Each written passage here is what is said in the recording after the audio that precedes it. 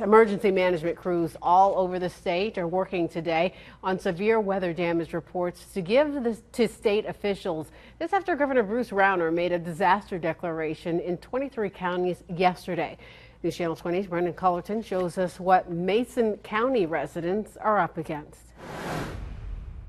Emergency management crews from around the state were out today looking at property damage like this former basement here, where you see insulation pulled down from the water and mud all over the floor. Residents say the water was all the way up to the ceiling just a week ago, and the ultimate goal with this process is to see if there can be some financial assistance to some of these residents.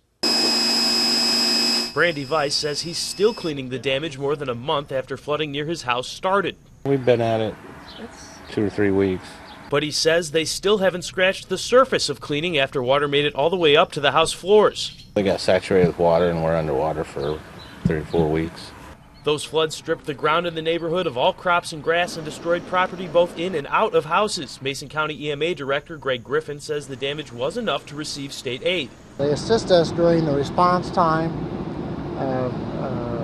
whether it's personnel, logistics, information that comes from the state. And now the state needs to put county reports together to eventually request federal assistance.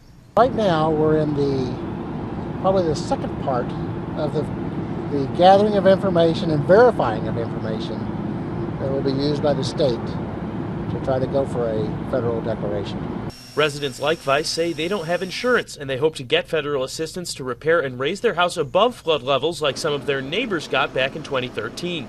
It would help with all the construction that we've got to have. Otherwise, we're just stuck paying out of pocket whenever we can and living with the disaster, you know, and trying to work and do everything and trying to pay for it all at the same time. It's hard to do. Emergency management leaders wanted to reiterate that the disaster proclamation does not guarantee there will be any federal funding relief. The state just compiles the reports and eventually makes their pitch to the federal government, who has the final say in who gets what.